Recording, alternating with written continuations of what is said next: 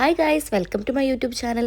അങ്ങനെ നമ്മുടെ കാട്ടത്തെ കിളിക്കു സുഭാഷേട്ടന് വേണ്ടി കള്ള ജാതകം ഉണ്ടാക്കി വന്നിരിക്കുകയാണ് കേട്ടോ നമ്മുടെ സുധീഷും ഹരീഷും. പാവൻ ജോത്സ്യനെ നന്നായിട്ടൊന്ന് ഭീഷണിപ്പെടുത്തിയിട്ടാണ് കേട്ടോ അവർ ഈ ഒരു ജാതകം ഒപ്പിച്ചെടുത്തത്.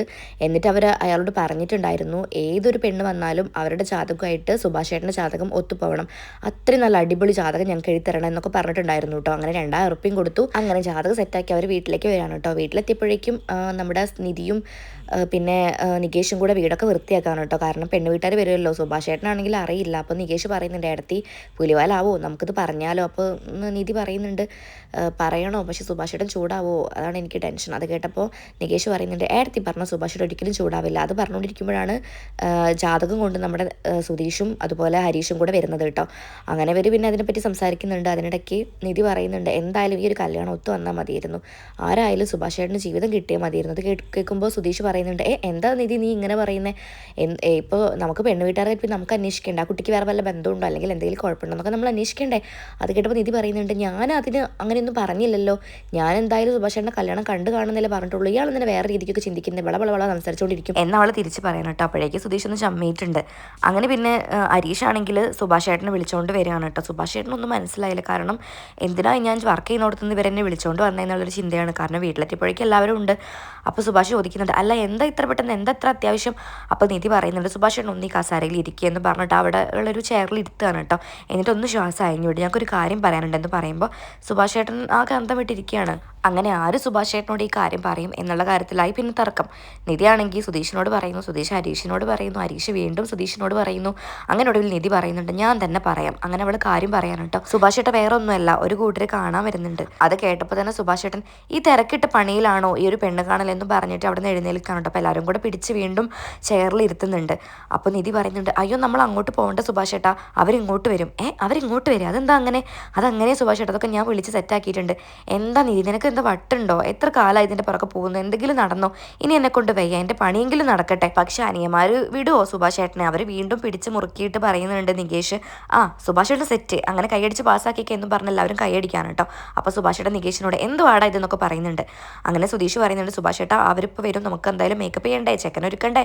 അപ്പോൾ സുഭാഷേട്ടൻ നിഷേധിക്കുമ്പോൾ സുഭാഷേട്ടനെ തള്ളിപ്പൊക്കി കൊണ്ടുപോകാണ് കേട്ടോ. കുറച്ച് കഴിഞ്ഞിട്ട് സുഭാഷേട്ടന് അവൻ നല്ല മേക്കപ്പ് ഒക്കെ ഇട്ട്, അതായത് ജസ്റ്റ് ഒരു പൗഡറും കാര്യങ്ങളൊക്കെ ഇട്ടിട്ട് കൊണ്ടുവരാണ് കേട്ടോ. നല്ല അടിപൊളി മുണ്ടോ ഷർട്ടൊക്കെ ഉടിപ്പിച്ചിട്ടുണ്ട്.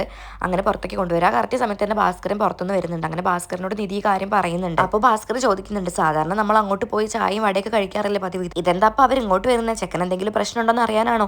അത് കേട്ടപ്പോൾ നിധി പറയുന്നുണ്ട്, അങ്ങനെയൊന്നും അല്ല അച്ഛാ, അവർക്ക് നമ്മുടെ വീടൊക്കെ ഒന്ന് ആദ്യം കാണണം തോന്നി, എന്നിട്ട് ഓക്കെ ആണെങ്കിൽ മാത്രം പെണ്ണിനെ കണ്ടാൽ മതിയല്ലോ, അല്ലാതെ നമ്മളിപ്പോൾ റിസ്ക് എടുത്ത് അങ്ങോട്ട് പോകണ്ടല്ലോ എന്നാണ് അവർ ചിന്തിച്ചത്. നല്ല കാര്യമല്ലേ അത്, അവരോട് വരട്ടെ, അവർക്കെല്ലാം ഓക്കെ ആണെങ്കിൽ നമുക്കിത് മുന്നോട്ട് കൊണ്ടുപോകാം.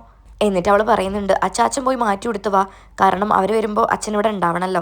അപ്പോൾ ഭാസ്കരൻ പറയുന്നുണ്ട്, അല്ല എന്നോട് ഇത് നേരത്തെ പറഞ്ഞില്ലല്ലോ, ഇപ്പോൾ സമയം ഇത്ര രാഹുകാലം ആവാനായി എന്നൊക്കെ ഇങ്ങനെ വെറുതെ തള്ളിവിടുക കേട്ടോ. അത് കേട്ടപ്പോൾ ഹരീഷിന് ദേഷ്യം വന്നിട്ട് ഹരീഷ് പറയുന്നുണ്ട്, എന്തൊരു ശല്യം, നിങ്ങൾ ഉണ്ടാവണമെന്ന് ഞങ്ങൾക്ക് ആഗ്രഹം ഉണ്ടായിട്ടൊന്നുമല്ല, പിന്നെ അച്ഛൻ എന്നുള്ളൊരു സ്ഥാനത്ത് ഒരാൾ വേണമല്ലോ, അവർ പറയുമ്പോൾ ചൂണ്ടിക്കാണിക്കണമല്ലോ, അതുകൊണ്ടാണ്. ഇതിപ്പോൾ നിങ്ങളോട് മുന്നേ പറയണോ? ഇതൊക്കെ നിങ്ങൾ ചെയ്യേണ്ട കാര്യം, നിങ്ങളാണ് മുൻകൈ എടുക്കേണ്ടത്, പക്ഷെ നിങ്ങളൗട്ട് ചെയ്യൂല, ഞങ്ങൾ ചെയ്താൽ അതിന് കുറ്റും എന്നൊക്കെ അവനിങ്ങനെ പറയുമ്പോൾ നിധി അവനോട് മിണ്ടാതിരിക്കാൻ പറയുന്നുണ്ട് കേട്ടോ. അവൻ പറഞ്ഞു കഴിഞ്ഞത് ഭാസ്കരൻ പറയുന്നുണ്ട്, എന്നാൽ പിന്നെ അച്ഛൻ ചത്തുപോയെന്ന് പറഞ്ഞാൽ പോരെ, അവൻ എന്നെ വരട്ടാൻ വന്നേക്കുന്നു എന്നിങ്ങനെ പറയാൻ കേട്ടോ. അപ്പോഴേക്കും നിധി പറയുന്നുണ്ട്, അച്ഛൻ ഒന്നും മിണ്ടാതിരിക്കുക, അച്ഛനോട് പറഞ്ഞ കാര്യം ചെയ്യാൻ നോക്ക്, പോയി ഡ്രസ്സ് മാറിയിട്ട് വാ, അച്ഛൻ ഇവിടെ ആവശ്യമാണെന്ന് പറയാൻ കേട്ടോ. അങ്ങനെ ഭാസ്കരൻ ഉത്തരവ് മോളെ എന്നും പറഞ്ഞ് അകത്തേക്ക് ഡ്രസ്സ് ചേഞ്ച് ചെയ്യാനായിട്ട് പോവാണ്. അപ്പോഴേക്കും പുറത്ത് കാറിൻ്റെ ഓണടി ശബ്ദം കേൾക്കാണ് കേട്ടോ. പെണ്ണ് വീട്ടുകാർ വന്നിട്ടുണ്ട്. അങ്ങനെ എല്ലാവരും അങ്ങോട്ട് പോവാണ്. സുഭാഷ് മാത്രം ഹോളിൽ ഇരിക്കുകയാണ് കേട്ടോ.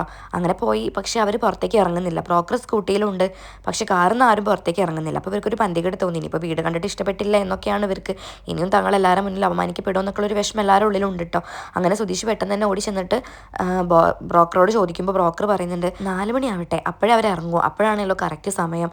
അത് കേട്ടപ്പോൾ സുധീഷ് ചോദിക്കുന്നുണ്ട്, ഇതെന്താ വീട്ടിലേക്ക് ഇറങ്ങാനും സമയം വേണോ, നിങ്ങൾ അവിടെ നിന്ന് ഇങ്ങോട്ട് ഇറങ്ങുമ്പോൾ സമയം നോക്കിയിട്ടല്ലേ ഇറങ്ങിയത്. അത് കേട്ടപ്പോൾ ബ്രോക്കർ പറയുന്നുണ്ട്, മോനെ അതൊക്കെ ഓരോരുത്തരുടെ വിശ്വാസമല്ലേ, നമ്മൾ എന്തിനാ അതിനൊക്കെ പ്രശ്നം ഉണ്ടാക്കാൻ പോകുന്നവർക്ക് വലിയ വിശ്വാസം, ഈ ജാതകം ജ്യോതിഷം അതിലൊക്കെ ഭയങ്കര വിശ്വാസമാണ്.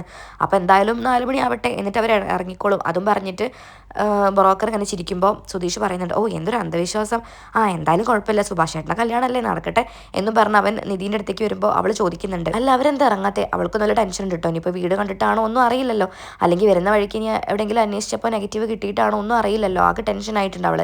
അപ്പോൾ സുധീഷ് ഈ കാര്യം പറയുമ്പോൾ അവൾ അതാണോ, എങ്കിൽ പിന്നെ വെയിറ്റ് ചെയ്യാം എന്ന് പറഞ്ഞ് അവർ വെയിറ്റ് ചെയ്യാൻ ഇരിക്കുകയാണ് കേട്ടോ.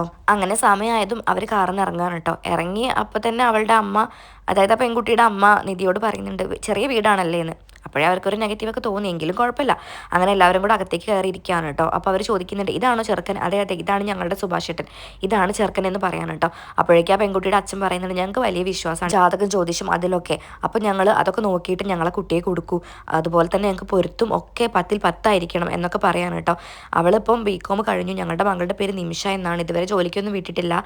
പിന്നെ ഈ ഒരു ജാതകത്തിൻ്റെ പേരിൽ അവളെല്ലാവരും മുന്നിൽ കൊണ്ട് നിർത്തണ്ടല്ലോ എന്ന് വിചാരിച്ചു. അപ്പോൾ ഞങ്ങൾ ആദ്യം തന്നെ പോയി എല്ലാം ഒന്ന് ഓക്കെ ആക്കിയിട്ട് ഓക്കെ ആണെങ്കിൽ മാത്രം അവളെ കാണിച്ചു കൊടുക്കാമെന്നുള്ള ധാരണയിലാണ് എന്നൊക്കെ ഇങ്ങനെ ബളബളാ സംസാരിക്കാണ് കേട്ടോ. അതൊക്കെ കേട്ടിട്ട് എല്ലാവരും കിളി പോകുന്നുണ്ട്. ഇത്രയും അന്ധവിശ്വാസമുള്ള ഫാമിലി ആയി പോയല്ലോ എന്നോർത്തുള്ള ടെൻഷനാണ് കേട്ടോ. എന്നിട്ട് വീണ്ടും കുട്ടിയുടെ അച്ഛൻ പറയുന്നുണ്ട് ജാതകം ഓക്കെ ആയി പിന്നെ ഞങ്ങൾക്ക് വേറെ ഒരു പ്രശ്നവുമില്ല, വേറെ ഒന്നും ഞങ്ങളെ ബാധിക്കില്ല, അപ്പം ജാതകം ഓക്കെ ആവണം, അത്രയും ഞങ്ങൾക്കുള്ളൂ. പിന്നെ ഇതാണ് പണിക്കർ എന്ന് പറഞ്ഞിട്ട് പണിക്കരെ പേരും കാര്യങ്ങളൊക്കെ പരിചയപ്പെടുത്തി കൊടുക്കുന്നുണ്ട് കേട്ടോ. ഈ പണിക്കർ പറഞ്ഞ കാര്യങ്ങൾ മാത്രമേ ഞങ്ങളുടെ ജീവിതത്തിൽ സംഭവിച്ചിട്ടുള്ളൂ, ഞങ്ങളത് മാത്രമേ കാര്യമായിട്ട് എടുക്കാറുള്ളൂ, അപ്പോൾ ഈ ഒരു കാര്യത്തിലും ഞങ്ങൾ പണിക്കരെ വാക്ക് മാത്രമേ സ്വീകരിക്കുകയുള്ളൂ എന്നൊക്കെ പറയുമ്പോൾ പണിക്കർ പറയുന്നുണ്ട് എന്തായാലും വീട് കുഴപ്പമില്ല, വാസ്തു എല്ലാം കറക്റ്റാണ്, ഇനി പയ്യൻ്റെ ജാതകം കൂടെ വേണം, അതൊന്ന് എടുത്തിട്ട് വരൂ. അത് പറഞ്ഞപ്പോഴേക്കും സുധീഷ് ജാതകം എടുക്കാനായിട്ട് പോവാണ് കേട്ടോ. അപ്പോൾ നിധി ചോദിക്കുന്നുണ്ട് അല്ല കുടിക്കാൻ എന്തെങ്കിലും എടുക്കട്ടെ? അപ്പോഴേക്കും അവളുടെ അമ്മ പറയുന്നുണ്ട് വേണ്ട മോളെ, ഇതെന്തായാലും കഴിയട്ടെ എന്നിട്ട് നോക്കാം. അങ്ങനെ സുധീഷ് ജാതകം കൊണ്ടുവരുന്നുണ്ട് കേട്ടോ. എന്നിട്ട് സുധീഷ് പറയുന്നുണ്ട് ഈ ജാതകം മാത്രം മതിയെങ്കിൽ ഞാൻ അങ്ങോട്ട് കൊണ്ടുവരായിരുന്നല്ലോ.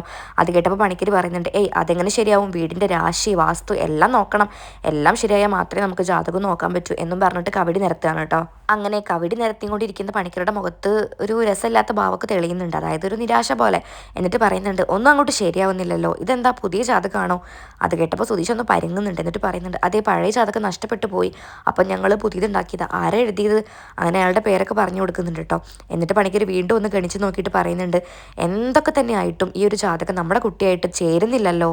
നമ്മുടെ കുട്ടിയുടെ ജാതകം മാത്രമല്ല ഒരു രാശിയായിട്ടും ഇയാളുടെ ജാതകം ചേരുന്നില്ല. അത് കേട്ടപ്പം എല്ലാവരും ഷോക്കാവുന്നുണ്ട് കേട്ടോ. അപ്പോൾ സുധീഷ് ഹരീഷിനോട് പറയുന്നുണ്ട് എടാ അയാൾ നമുക്കിട്ട് പണി തന്നല്ലോ. അപ്പോൾ സുധീഷ് പറയുന്നുണ്ട് വരട്ടാൻ പോയപ്പോൾ ഓർക്കണമായിരുന്നു, അതായിരിക്കും അയാൾ പണി തന്നത്. അപ്പോഴേക്കും ഭാസ്കരൻ ചോദിക്കുന്നുണ്ട് എടാ അത് ആരെ എഴുതിയതെന്നാ പറഞ്ഞേ? അപ്പോൾ സുധീഷ് പറയുന്നുണ്ട് പറഞ്ഞല്ലോ സദാശിവ പണിക്കർ, അയാളാണ് എഴുതിയത്. ഓ എന്തായാലും ഇപ്പോഴത്തെ ആൾക്കാരൊന്നും വിശ്വസിക്കാൻ പറ്റില്ല, ഇപ്പോഴത്തെ പണിക്കന്മാരൊക്കെ പൈസയ്ക്ക് വേണ്ടിയിട്ടാ. എന്നിട്ട് ആ ഒരു ജോത്സ്യനോട് ഒരു ജോത്സ്യൻ്റെ പേരൊക്കെ ചോദിക്കുന്നുണ്ട് കേട്ടോ. അപ്പോൾ അയാൾ പറയുന്നുണ്ട് എനിക്കറിയാം വെങ്കി ജോത്സ്യരല്ലേ, എനിക്കറിയാം എന്നൊക്കെ പറയുമ്പോൾ ഭാസ്കരൻ പറയുന്നുണ്ട് പണ്ട് ഞാനിവന് അയാളെ കൊണ്ടാ ജാതകം എഴുതി, എന്തായിരുന്നു ആ ജാതകം? അത് കേട്ടപ്പോൾ എല്ലാവരും ഷോക്കാവാണ് കേട്ടോ. അച്ഛൻ ഞങ്ങൾക്ക് വേണ്ടി ജാതകം എഴുതിയിട്ടുണ്ടായിരുന്നോ? അപ്പം സുധീഷ് ചോദിക്കുന്നുണ്ട് എന്നിട്ട് നിങ്ങൾ ഇന്നലെ ഒന്നും പറഞ്ഞില്ലല്ലോ. അത് കേട്ടോ ഭാസ്കരൻ പറയുന്നുണ്ട് എനിക്ക് ഓർമ്മ ഉണ്ടായിരുന്നില്ല. അതും പറഞ്ഞിട്ട് അകത്തെ ഒരു പെട്ടി പോയി എടുത്ത് കൊണ്ടുവരാണ് കേട്ടോ. അപ്പോൾ സുധീഷ് നിധിനോട് പറയുന്നുണ്ട് ഈ അച്ഛൻ എന്ത് സ്വഭാവം, നമ്മൾ എത്ര പൈസ കൊടുത്തിട്ട് ആ ജാതകം ഉണ്ടാക്കിച്ച, അപ്പം അച്ഛന് പറഞ്ഞുകൂടായിരുന്നോ? അപ്പോൾ നിധി പറയുന്നുണ്ട് അതാ ഞാനും ആലോചിക്കുന്നത്. അപ്പോൾ നിധി വീണ്ടും ചോദിക്കുന്നുണ്ട് അച്ഛൻ എന്താ ഒന്നും പറയാൻ, ഞങ്ങൾ എത്ര തവണ ചോദിച്ചു, അതല്ലേ മോളെ ഞാൻ പറഞ്ഞു, എനിക്ക് ഓർമ്മ ഉണ്ടായിരുന്നില്ല. അതും പറഞ്ഞിട്ട് ആ ജാതകം അയാൾക്ക് കൊടുക്കുകയാണ് കേട്ടോ. ആ ജാതകം കണ്ടപ്പോൾ തന്നെ അയാൾ പറഞ്ഞു ശരിയാവില്ല, ഈ ഒരു ബന്ധം എന്തായാലും ശരിയാവില്ല. അത് കേട്ടപ്പോൾ എല്ലാവരും പരിഭ്രമിച്ചു. അപ്പോൾ സുധീഷ് പറയുന്നുണ്ട് പുതിയ ജാതകം ചേരില്ല പഴയതും ചേരില്ല, എന്താ കഥ എന്നിങ്ങനെ പറയാൻ കേട്ടോ. അപ്പോഴേക്കും ഈ പണിക്കർ തന്നെ പറഞ്ഞുകൊണ്ടിരിക്കുകയാണ്. അപ്പോൾ പെണ്ണിൻ്റെ അച്ഛൻ പറഞ്ഞു ഇനിയിപ്പോൾ വേറെ ഒന്നും നോക്കണ്ടല്ലോ, പണിക്കർ പറഞ്ഞത് അച്ചട്ടാ, ഇനിയിപ്പോൾ നമുക്ക് വേറെ ഒന്നും നോക്കാനില്ലല്ലോ എന്ന് പറഞ്ഞിട്ട് അവർ എഴുന്നേൽക്കാണ് കേട്ടോ. അവർ പെട്ടെന്ന് എണീറ്റ് പോകാനായതും എല്ലാവർക്കും ദേഷ്യം വരുന്നുണ്ട്. അപ്പോൾ നിധി പറയുന്നുണ്ട് നിങ്ങൾ ഇങ്ങോട്ട് വരുന്നു പറഞ്ഞുകൊണ്ടല്ല ഞങ്ങളും ഇങ്ങനെയൊക്കെ ചെയ്തേ, അല്ലെങ്കിൽ പിന്നെ ജാതകം അങ്ങോട്ട് കൊണ്ടുവന്നാൽ മതിയായിരുന്നല്ലോ. അപ്പോൾ അവളുടെ അമ്മ പറയുന്നുണ്ട് അല്ല ഞങ്ങൾക്ക് വീട് പരിസരമൊക്കെ കാണണമായിരുന്നല്ലോ, എല്ലാം കൂടെ ആയിട്ടല്ലേ ഞങ്ങൾ അങ്ങോട്ട് വന്നതെന്നും പറയുന്നുണ്ട് കേട്ടോ. അങ്ങനെ പിന്നെ അയാൾ പറയുന്നുണ്ട് ഞങ്ങളോട് ദേഷ്യം തോന്നരുത്, ഞങ്ങൾ ആദ്യം ഈ കാര്യം പറഞ്ഞിട്ടുണ്ടായിരുന്നല്ലോ, ജാതകമാണ് ഞങ്ങൾക്ക് മെയിൻ എന്ന് പറയുകയാണേ. അപ്പോൾ പിന്നെ ഭാസ്കരൻ ചോദിക്കുന്നുണ്ട് അല്ല എന്തൊക്കെ പ്രശ്നമാണ് ഇപ്പം ഈ ഒരു ജാതകത്തിൽ പണിക്കർ കണ്ടതെന്ന് ചോദിക്കുമ്പോൾ അയാൾ പറയുന്നുണ്ട് ഒരുപാട് പ്രശ്നമുണ്ട്, ഈ ഒരു ജാതകക്കാരന് സ്ത്രീ വാഴില്ല. അത് കേട്ടപ്പോൾ എല്ലാവരും ഷോക്കാവാണ്. ഈ വീട്ടിൽ ഈ ഒരു ജാതകക്കാരുള്ളത് കാരണം ആർക്കും സ്ത്രീകൾ വാഴില്ല. അപ്പോൾ ഭാസ്കരൻ ഞെട്ടിയിട്ട് മനസ്സിൽ ഇങ്ങനെ ആലോചിക്കുന്നുണ്ട് അപ്പോൾ എൻ്റെ ഭാര്യ എൻ്റെ കൂടെ ഇല്ലാത്ത ദിവം കാരണമാണല്ലേ എന്നിങ്ങനെ ചിന്തിക്കുകയാണ്. എല്ലാവരെയും കാട്ടിലും ഷോക്കാവുന്നത് നമ്മുടെ സുഭാഷ് ചേട്ടനാണ് കേട്ടോ. കാരണം താൻ കാരണം തൻ്റെ അനിയന്മാർക്കും ഇനി ഇങ്ങനെ ഒരു ജീവിതം ഉണ്ടാവാതിരിക്കുമോ എന്നൊക്കെ ഉള്ളൊരു ടെൻഷൻ സുഭാഷിൻ്റെ മനസ്സിൽ കടന്നുകൂടിയിട്ടുണ്ട്. ഭയങ്കര ടെൻഷൻ ആവുന്നുണ്ട് ഇത് കേൾക്കുമ്പോൾ. അപ്പോൾ സുധീഷ് പണിക്കരോട് പറയുന്നുണ്ട് വെറുതെ അനാവശ്യമൊന്നും പറയരുതേ, നിങ്ങൾ എന്താ ഇല്ലാക്കതൊക്കെ വിളിച്ച് പറയുന്നത്, ഞാൻ കല്യാണം കഴിച്ച എൻ്റെ ഭാര്യയാണിത്, ഇവളിവിടെ നിൽക്കുന്നുണ്ടല്ലോ, പിന്നെ എന്തായി കാരണം പറയുന്നത്? അത് കേട്ടോ പണിക്കർ പറയുന്നുണ്ട് ഞാൻ ഈ ജാതകത്തിലുള്ള കാര്യം മാത്രമേ പറഞ്ഞത്, വേറെ ഒന്നും ഞാൻ പറഞ്ഞില്ല എന്നും പറഞ്ഞ് അവരവിടെ നിന്ന് ഇറങ്ങുകയാണ്. ഇത്രയും കാലം ഇവൻ്റെ കല്യാണം എന്താ റെഡി ആവാത്തേ എന്നുള്ളൊരു കൺഫ്യൂഷനിലായിരുന്നു ഞാൻ. ഇപ്പോഴല്ലേ മനസ്സിലായത് ഇവന് ജനിച്ചപ്പോഴേ ഈ ഒരു ദോഷം ഉണ്ടായിരുന്നു എന്ന്. അതും പോട്ടെ, ജാതകം ഉണ്ടാക്കാൻ പോയ രണ്ടാൾക്കാരോ ഉണ്ടാക്കാൻ പോകുമ്പോഴെങ്കിലും നല്ല ജാതകം ഉണ്ടാക്കിക്കൂടായിരുന്നു. ഇതിപ്പോൾ അയാളുടെ വായിലിരിക്കുന്ന കേൾക്കുകയും ചെയ്തു. വെറുതെ മനുഷ്യനെ മെനക്കെടുത്താൻ ഒരു കാര്യം വൃത്തിക്ക് ചെയ്യേയില്ല എന്നാൽ ചെയ്യാനോട്ട് സമ്മതിക്കുകയില്ല, എൻ്റെ മെക്കിട്ട് ഇങ്ങനെ കയറിക്കോളൂ എന്നും പറഞ്ഞ് ഭാസ്കരനും അവിടുന്ന് പോവാണ്. അങ്ങനെ പിന്നെ സുധീഷ് പറയുന്നുണ്ട് ഈ ജാതകത്തിലൊന്നും ഒരു കാര്യമില്ല, എത്ര ആൾക്കാർ ജാതകമില്ലാതെ കല്യാണം കഴിക്കുന്നു, ഒരു കണക്കിന് ഇത് നോക്കാത്ത നല്ലത്, നോക്കിക്കഴിഞ്ഞാൽ ഒരുപാട് പ്രശ്നങ്ങളുണ്ടായിരിക്കും. അപ്പോൾ നിധിക്ക് വിഷമമാവുന്നുണ്ട് കേട്ടോ. കാരണം അവൾ വീണ്ടും സുഭാഷേട്ടനെ ഇങ്ങനെ അപമാനിച്ച പോലെ ആയുള്ളൊരു ഫീൽ ആയല്ലോ. അപ്പോൾ അവളും പറയുന്നുണ്ട്, ഞാൻ വിചാരിച്ചു അവർ കുറച്ച് പ്രോഗ്രസീവായിട്ട് ചിന്തിക്കുന്ന ആൾക്കാരാണെന്ന്, കാരണം പെണ്ണ് കാണലില്ലാതെ അവർ ഇങ്ങോട്ട് വന്നല്ലോ, പക്ഷെ അവരിങ്ങനെ ചതിക്കുന്നു ഞാൻ വിചാരിച്ചില്ല സുഭാഷ് ഏട്ടൻ എന്ന് പറഞ്ഞ അവൾക്ക് സങ്കടമാവുന്നുണ്ട്. അപ്പോൾ സുധീഷ് പറയുന്നുണ്ട്, ചിലപ്പോൾ ഇനിയിപ്പം പുറമേ നിന്ന് ആരെങ്കിലും എന്തെങ്കിലും പറഞ്ഞതുകൊണ്ടാണോ അവർ ഈ ജാതകത്തിൻ്റെ പേരിൽ ഇങ്ങനെ ഒരു കളി കളിച്ചതെന്ന് നമുക്ക് അറിയില്ലല്ലോ. നിധിയുടെ കാര്യം ഞാൻ എടുത്തു പറഞ്ഞപ്പോൾ അയാൾ ഉരുണ്ട് കളിച്ചില്ലേ എന്നും അവൻ പറയുന്നുണ്ട് കേട്ടോ. എന്നിട്ട് പറയുന്നുണ്ട്, എന്തായാലും രക്ഷപ്പെട്ടെന്ന് വിചാരിച്ചാൽ മതി സുഭാഷ് ഏട്ടൻ, ഒരു വട്ട് ഫാമിലിയാണത്. കണ്ടില്ലേ കാറിൽ നിന്ന് ഇറങ്ങാൻ എത്ര സമയം എടുത്തു അവര്, എന്തായാലും പോയത് നന്നായി. അപ്പോൾ അരീഷും ആ ഒരു രംഗം ശാന്താക്കാനായിട്ട് അങ്ങനെ തന്നെ പറയാണ് കേട്ടോ. സുഭാഷ് ആണെങ്കിൽ അപ്പോഴും ഓരോ ആലോചനയോട് കൂടെ ആ ഒരു ചെയറിൽ തലയും താത്തിരിക്കുകയാണ് കേട്ടോ. എന്നിട്ട് പെട്ടെന്ന് എണീറ്റ് റൂമിലേക്ക് പോവാണ്. അത് കണ്ടപ്പോൾ എല്ലാവർക്കും വിഷമമായി. അപ്പോൾ സുധീഷ് പറയുന്നുണ്ട്, പാവ ഏട്ടൻ ഒരുപാട് വിഷമമായിട്ടുണ്ട്, നമുക്ക് മാത്രം ഇരുന്നാൽ മതിയായിരുന്നല്ലേ. അപ്പോൾ നിധിയും പറയുന്നുണ്ട്, അതെ നമ്മൾ മാത്രം മതിയായിരുന്നു, സുഭാഷ് ഏട്ടനെ വെറുതെ ഇതിൽ ഇടപെടുത്തേണ്ടില്ലായിരുന്നു എന്നിങ്ങനെ പറയാണ്. അപ്പം അരീഷ് പറയുന്നുണ്ട്, എന്തായാലും പോട്ടെ, സുഭാഷ് ഏട്ടനല്ല, നമ്മുടെ സുഭാഷ് ഏട്ടനല്ല, അതൊക്കെ മറന്നോളും എന്നൊക്കെ പറയാൻ കേട്ടോ അവർ. എന്നിട്ട് സുധീഷ് പറയുന്നുണ്ട്, ആ ഒരു പണിക്കാരുണ്ടല്ലോ കൈ കിട്ടി അടിച്ച് ഷേപ്പ് മാറ്റണം, അയാളുടെ ഒരു കവിടിയും തേങ്ങാക്കൊല എന്നൊക്കെ ഇങ്ങനെ പറയണം. അത്രയും ദേഷ്യമുണ്ട് അവർക്ക്. സുഭാഷ് ഏട്ടനാണെങ്കിൽ റൂമിൽ പോയി ഇരുന്നിട്ട് സങ്കടപ്പെടണം കേട്ടോ. എന്നിട്ട് കരയുന്നുണ്ട്, കാരണം ആ ഒരു പണിക്കർ പറഞ്ഞ വാക്കുകൾ സുഭാഷിൻ്റെ ഉള്ളിൽ കയറി മുറിവേൽപ്പിച്ചിട്ടുണ്ട്. അപ്പോൾ സുഭാഷ് ആ പണിക്കർ പറഞ്ഞ കാര്യം ഇങ്ങനെ ആലോചിക്കുകയാണ്. ഈ ജാതകക്കാരന് വിവാഹയോഗം ഇല്ല, പിന്നെ അത് മാത്രമല്ല ഇയാൾ വസിക്കുന്ന വീട്ടിലൊരു സ്ത്രീ വാഴില്ല, അയാളുടെ ചുറ്റുള്ളവർക്ക് പോലും ഒരു സ്ത്രീ വാഴില്ല. അതിങ്ങനെ പല ആവർത്തി ഇങ്ങനെ ഓർത്തുകൊണ്ടിരിക്കുകയാണ് കേട്ടോ സുഭാഷ് ഏട്ടൻ. അതോടുകൂടി ഈ എപ്പിസോഡോട് അവസാനിക്കുകയാണ്. അടുത്ത എപ്പിസോഡിൽ എന്താവും എന്നൊക്കെ നമുക്ക് നോക്കാം. അപ്പം എൻ്റെ ചാനൽ ഇതുവരെ സബ്സ്ക്രൈബ് ചെയ്യാത്തവർ സബ്സ്ക്രൈബ് ചെയ്ത് സപ്പോർട്ട് ചെയ്യാൻ മറക്കരുത്. Okay bye, thank